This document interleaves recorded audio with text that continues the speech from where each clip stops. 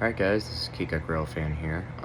Making a short video on just kind of how I bring my K&L engines up to, I guess, somewhat modern standards, and some of the things I modify, and also just kind of a showcase of my most recent kit bash that I decided to do today. A lot of times I buy these K&L models and I've had them for years and I sometimes forget, and when I switched over to TRS-22 I didn't really install a lot of them.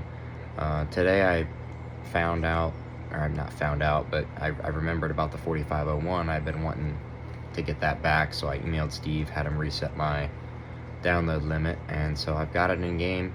This is obviously not the 4501, this is a heavily modified version, but I thought I'd kind of go through what I did to it. So as far as the kit bash goes, didn't change anything with the frame. The physical changes to the engine, obviously the tender is different, but this is a trailing truck from, I believe, the Atlanta and West Point 290. I think it's Atlanta, might be Alabama, I'm not sure. And also the Western Railways of Alabama 190. So I added that truck, and I believe physically that's the only thing I changed. Oh wait, no, the bell. This is the bell from the same engine, the 462 Pacific 190 or 290, and that's so I can get the animated bell there. I don't really like swinging bells that much, so I switched that out. Sorry about the clock in the background. But this is all the physical modifications I had to do. So like I switched those out with KUADs. So like this is a bogey, and then this is just the bell IM file that goes in the textures folder. So as far as cosmetics go, obviously the Pennsylvania Berwyn has like this dark red, so I added that to the cab and the doors on the cab and the window and whatnot. And then of course the numbers, so like the font and everything, that had to be changed. And then I blacked out the running boards, the stripe under the cab, and I also blacked out the cylinder heads just because, you know, I just feel like it's blacked out looks better and it's more fitting for the P&B.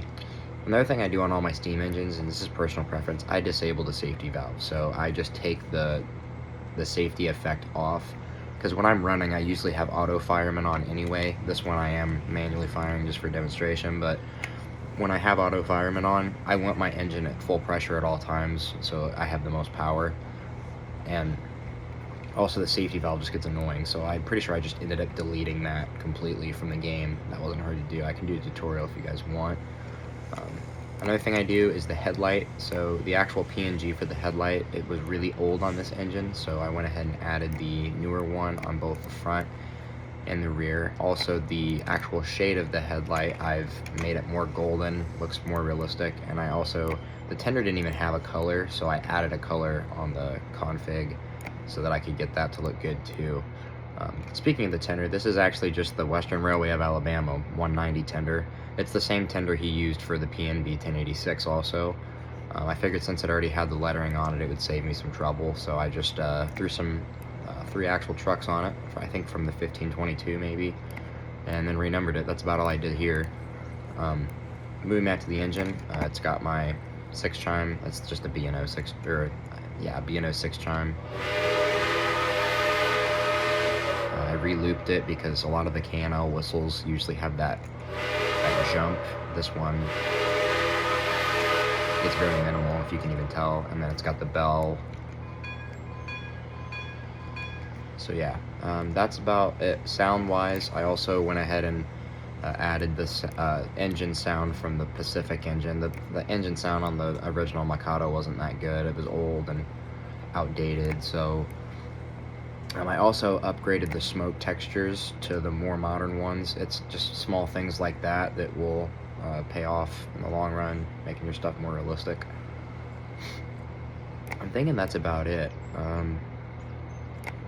I'll go ahead and just kind of run the engine real quick so you guys can kind of hear. So it sounds pretty good with the Pacific engine sound.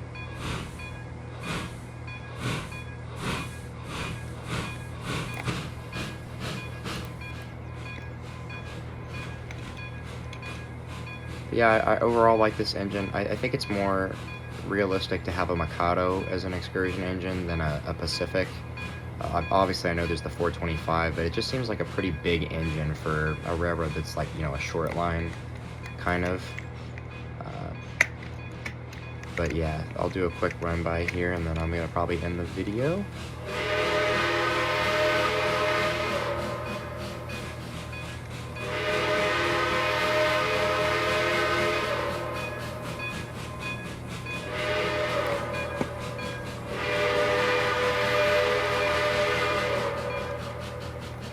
So that about does it. I don't think there's anything else I really did to this engine. I like how it turned out. I think it's definitely unique. You would not see this in real life, obviously. Of course, the Pennsylvania and Burr wind itself is fake. Fictional, I shouldn't say fake. But yeah, I've got several other engines I've done in the PNB. If anybody wants to see the other ones, I've got a Consolidation, a Decapod. I made another Pacific, and then I've got my Hudson, which I believe I already made a video on. They've all been updated though. If I did make a video, I've updated something since then. I mean, just recently on this one, I updated the truck because the truck was coming into contact with this rear injector. You can see now there's a gap there, and this still fits, so it looks a lot better that way. I'm always tweaking stuff, so if you guys have any other Trainz questions or anything about kit bashing, I'll do my best. I don't know everything, but I know quite a bit at this point, and I love making this game more realistic in any way I can. Diesel, steam, whatever it is, I just like to make it more fun. So yeah, I appreciate you guys watching. Hopefully you got something from this video. And yeah, I'm gonna go ahead and sign off here.